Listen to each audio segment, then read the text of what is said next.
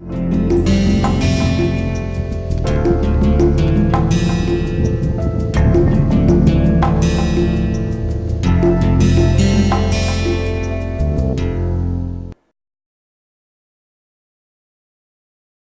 viewers to MOOC's online course on Introduction to Indian Art and Appreciation. Well, in this week we have already covered 3 modules and we are left with 2 more. So, today is the 4th module, and what is very special about this one, the 4th module, and the next one, 5th module, is that in these 2 modules we will be looking at the folk art and the tribal art of India. So, that makes these 2 modules very different from the earlier 3 ones, because in the first, second and third module of this week we were mostly looking at the very important, well known and major art historical monuments and sites from the mainstream art history, generally known as the high art: Ajanta, Mamallapuram, Ellora, Mughal painting, Rajput painting. These are all like artworks, art traditions patronized by very rich kings, very rich patrons or merchants, or very rich religious leaders and religious authorities. Compared to that, or in contrast to that, folk art of India is basically self-patronized. I mean, you don't need a rich patron in your village to patronize all these folk arts that you see right on this table in front of you. All these figurines and little sculptures and these pots here, these are very ordinary, these are very commonplace. I mean, you don't need any rich patron, any rich person in your village or in a society to patronize them in order to sustain these traditions. You can do it yourself. So, when I picked up this small little and not so impressive, really speaking, terracotta horse from a village nearby, from their weekly market, I was not exactly sure that why they make these things. I mean, if they are making it as a decorative object, I would expect a little more decorations on the body of this horse. But if you look at it, it's a very simple form with just a pair of ears and a pair of eyes, and you can see the face and the neck and the body, and then 4 legs and a little tail here, but that's it. So, I was intrigued, and when I asked my teachers, I found out that these very unassuming terracotta horses or terracotta animals are not really that innocent. I mean, they look very innocent, very simple, almost like a toy, but these terracotta figures are meant to be used as part of a ritual. And this is our topic today, that how in folk traditions art is an integral part of ritual, or there is a very interesting connection, relationship between art and ritual. This is what we are going to discuss today.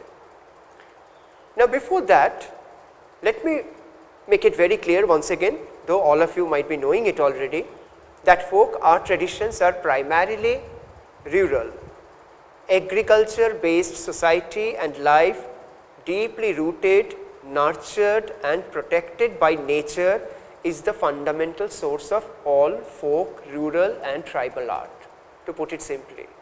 Then you can find out for yourself what are the various examples of folk art, what are the different examples of rural and tribal art. I mean, the range is enormous. We won't be able to do justice in just 2 small modules, but we can try to focus on these 2 things. One, that the relationship between art and ritual in the context of Indian folk art, and secondly, which will be the focus of our next module, that is the playfulness of folk art. I mean, the quality, the visual quality of folk art, generally speaking, is very playful, very entertaining and very pleasing also. So, folk art usually express, this is also important, folk art usually express the shared dreams and aspirations of people of indigenous community. Now, this shared dream and shared aspirations, this phrase needs to be underlined very clearly, because as opposed to the modern urban art where you find most of the artists are very individualistic. I mean, you may relate to what an artist is expressing, that is fine, but when usually speaking, generally speaking, when a modern artist, an urban artist produces art, he or she is mainly thinking in terms of what he or she wants to express, generally speaking not thinking collectively. Compared to that, the expression in folk art is always collective as opposed to the urban art, which is mostly individualistic. Now, keeping this in mind, when we venture into, let us say, any rural belt, when we go to any villages, I mean, many of us might be having our native places in some remote village in some part of India. So, we know very well that when you enter any village, you find lots of things, I mean, which we usually would keep it apart under the category of functional art or utility art. What is so arty about it? These are just simple daily life objects, but it is very interesting that the way art and ritual are inseparably connected to each other in the context of Indian folk art. Similarly, art and functionality is also very deeply connected to each other in the context of Indian folk art. So, what is purely functional? I mean, like this small little clay cup, this is purely functional, but that does not make us write it off as something very non-art.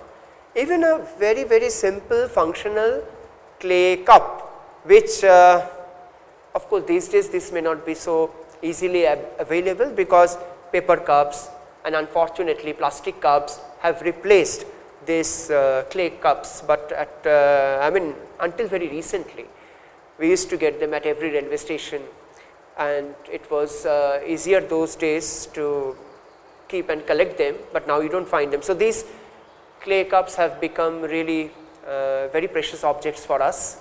Now, this simple clay cups become for us very interesting art object also, because though the function is same to sip tea from these clay cups, though the material is same, it is clay everywhere, but just these 4, 1, 2, 3 and 4, these 3, I mean these 4 clay cups of different shapes and sizes, also different, slightly different colors, can tell you that perhaps if you count the entire India, there would be hundreds and thousands of different kinds of clay cups from which you are supposed to sip tea. Now, why is that variation? Why it is not that all over India you get the same clay cups? Why it is so that you are supposed to get different clay cups in different shapes and forms? I mean, this is where functionality gets connected to the society, the kind of clay that is available, the environment you live in, and perhaps some kind of aesthetic taste. I mean, we can't simply write it off, we can't rule out the role that aesthetics play in the formation of a certain idea, whether it is a clay cup or a simple votive terracotta object or a horse. So, when we are talking about folk art, we should keep our minds absolutely open to the idea that in the context of folk traditions, everything can claim to be looked at, to be appreciated as an art object, whether it is a simple daily used kind of clay pots or a gorgeously colored icon to be worshipped very soon, or all this very simple terracotta figure is tied up with the trunk of a tree, and the idea is basically a wish fulfillment idea, that you tie up these clay figures along the trunk of a tree, and then you keep a wish, and probably when your wish gets fulfilled, you come back and take it away, or you can immerse it in the water, whatever. So, even I mean ritual in the sense that there are some belief systems, maybe superstitions, and to follow those superstitions you need small little terracotta figures, small little terracotta horses, which for us are beautiful art objects.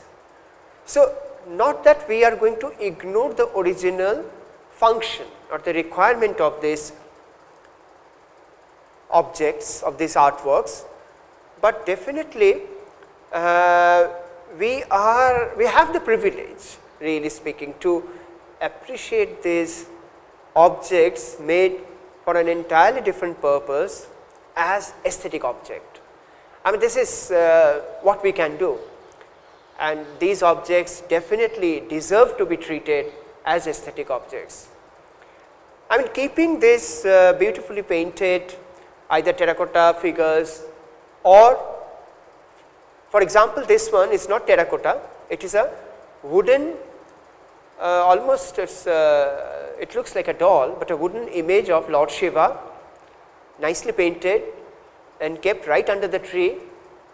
I mean, though it looks little funny, not as serious as very classically drawn, painted and carved out image of Shiva, but yet it is very close, very intimate, and it demands a certain kind of intimacy, and for people who have made it, they do not have any issue to worship it also.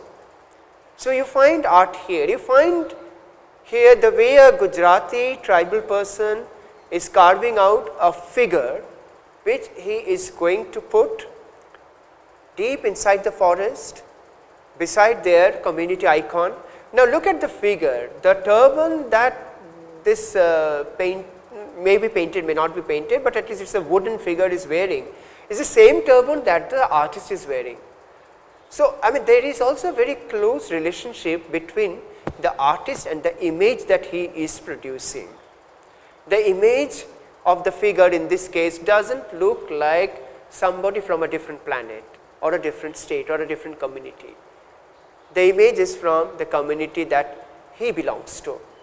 I mean, there are various kinds of relationships that we may discover between art and ritual, between art and society, between art and environment, between art and the community, between art and the material, and very importantly between art and the functionality, the utility of certain objects. And interestingly, in most of the cases I would say, folk art is not made with the idea of art for art's sake, no. I mean, look at the way finally these beautiful terracotta horses will be kept. I mean, this is not the way we would keep the things that we make at home for us, we will keep it properly, no? But they have just left it inside the forest because it is meant to be there. They are made as offerings to God, they are not meant to be kept with you inside your home in a showcase, no, that is not the idea. Hence, there is a deep relationship, a connection, an intimate relationship between the artist and what he is making, but at the same time there is a detachment, and without this detachment these tribal artists will not be able to leave their so dear objects, these wonderful objects that they are making somewhere deep inside the forest in a remote place far away from their home. And at the same time it is also true that since I just mentioned detachment, but at the same time I must say that there is also what we call a coexistence. Art coexists happily with the normal daily life as far as the folk traditions are concerned. In order to see folk art, today of course we have some galleries, some museums where we go pay a visit to see folk art. But if you want to see folk art in their original real context, if you go to hundreds and thousands of beautiful villages in India, you will still see that folk art is there where they live, where they dwell, where they spend their daily life. For them it is like living with art, and for art it is like living with life. That is why, this is how you find beautiful paintings on the wall, then alponas or floor decorations are being done on certain occasions. By whom? By men and women, and in this case a woman who has never been to any art college, who never needed any training. It is absolutely spontaneous, something that is gifted, something that comes from within the tradition. This is another very important issue that you may take note of, that most of the folk artists like these women, they really do not have a formal practice or a training, yet they are able to do such beautiful pieces of floor decorations in front of their homes everywhere in their life. On the wall, on the floors, in front of the puja room, in front of the mandir, on any occasion. But remember, who are the artists who are doing it? Not the so-called formally trained artists. They are just anybody in the family, anybody from the village can pick up and do it. So, not only that the thoughts with which they do this art practice is shared and collective, at the same time there is no such thing called artist, that he or she is artist. Everybody is an artist in the context of folk art. Yes, everybody is an artist, and this is fantastic. This gives a kind of freedom to everybody to engage with the art practice, to engage with any kind of art making that is going on in our village. This also gives people a sense of attachment to what the people in the village are doing, even if he or she is not doing, because tomorrow, who knows, you will be picking up your fingers and some paint and doing something right on that same wall. So, everybody in a village in the context of a folk tradition is a potential artist. This is how they look at it. Now, this tradition of decorating our own place, making it look a little sacred, beautiful, giving it a touch of beauty and aesthetics, is not only confined within the rural area, rural life, but you can see that we keep practicing that even in our campus, in our universities, on different kinds of occasions. So, folk art is integral to the daily life and ceremonies observed by the people in the natural environment. Folk art is essentially the art intrinsically connected to everyday life, religious belief systems, and a deep respect and awe for nature. This also is a subject that, if you are interested, you can explore, that what is the relationship between folk art and the nature, the natural setting, the geographical environment in which living, and why any kind of damage inflicted on that nature will eventually inflict a deep and irreparable damage to the folk art. So, it is a very important subject to know, explore. So, folk art may not be necessarily a result of a conscious effort of adding artistic quality to everything, and more often than not it comes naturally and spontaneously.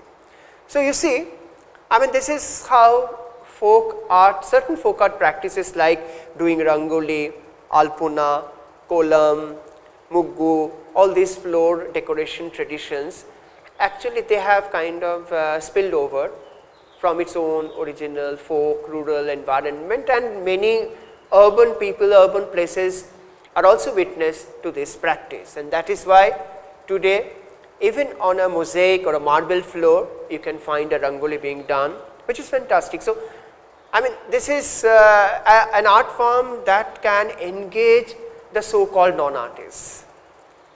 So, that is why we need to sustain, we need to put all efforts so that these kind of art practices are sustained, and even in front of an urban posh bungalow you can have a kolam like this one. So, this is significant to know that while on the one hand we have a huge and a very rich tradition of folk art almost all over India, at the same time certain kind of let us say not every kind of practice, but some of its practices can be seen also being continued in the rural setups as well, not as a remembrance or not as a ritual, but also it is like something that you carry in your blood. It is very difficult to give it up even if you are living in a skyscraper. Now, the last one and this one are two very important examples of folk or tribal wall painting. The previous one was from a wall painting from Worli in Maharashtra. Worli is very famous for its folk, tribal wall painting, and this one is Pithoda wall painting of Gujarat. This is from Jharkhand, this is from Orissa. If you run through these various examples of wall painting, all of them may have similar objectives in terms of its ritualistic functions. But what I am trying to draw your attention to is the fact that despite they have more or less similar ritualistic agendas, the style, the color, the shapes, the forms of these wall paintings, they differ greatly one from the other. This is again very interesting, that not the entire India is united by one singular kind of wall painting. They are all different, and this variety, this plurality, this multiplicity is the life force of Indian culture. Now, this is also true that in many of these rural households, when you enter into any rural household, into a rural home and hut, you see that the art that you have seen outside on the outer wall can also be seen inside on the inner wall. That is why living with art is a wonderful phrase. This signifies how art and life not only coexists happily, they are inseparably integrated with each other. So, examples after examples can prove that in folk life, even when people are hungry, people are really toiling and struggling to meet their ends, their needs, yet usually they would never stop their art activities. It is so much a part of their existence that hunger, natural disaster, nothing can deter them, nothing can refrain them from doing their art practice. And here I am not just simply talking about visual art, I am listen to folk song, watch folk performances and folk dance, look at folk weaving, textile, everything. Yes, it has a lot of functional value, these things come out of their daily requirement, but at the same time we can't deny the aesthetic urge as well to live with art, to make art a part of their life. So, the ritualistic value of folk art does not only lie in the religious structure or in the religious system or the religious ritual, it also lies in the way you have ritualized art in your daily life. So, here we talk about a larger ritual, not just religious ritual. In fact, when you look at various kinds of masks, for example, this one, it is a Thayyam mask. Thayyam is a dance form that is very popular in Kerala, and during the performance they use this huge kind of masks. So, and it is art. You need artists to decorate these masks, to make these masks, to color these masks. So, here art assumes a performative ritual. It is for the sake of performance that you need artists, and if the performance tradition stops, this particular art form will also simply disappear. So, you see how in folk art, art is also related to other art forms. And we have, for example, in Bengal, this beautiful example of Bengal Patachitra, where a scroll potter painting is shown, and while the potter painter, who is known as Patua, is showing that scroll, he also sings it aloud.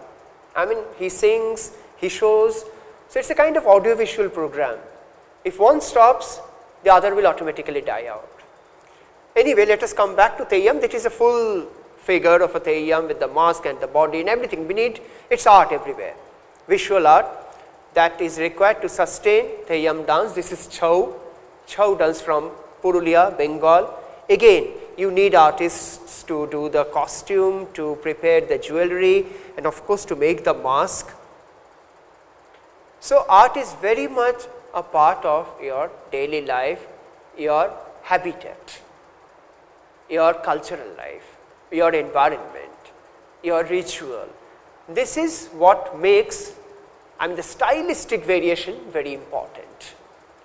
And stylistic variations in folk traditions basically is a result of this, I mean, the way folk art is connected to various aspects of life, including nature. Thank you.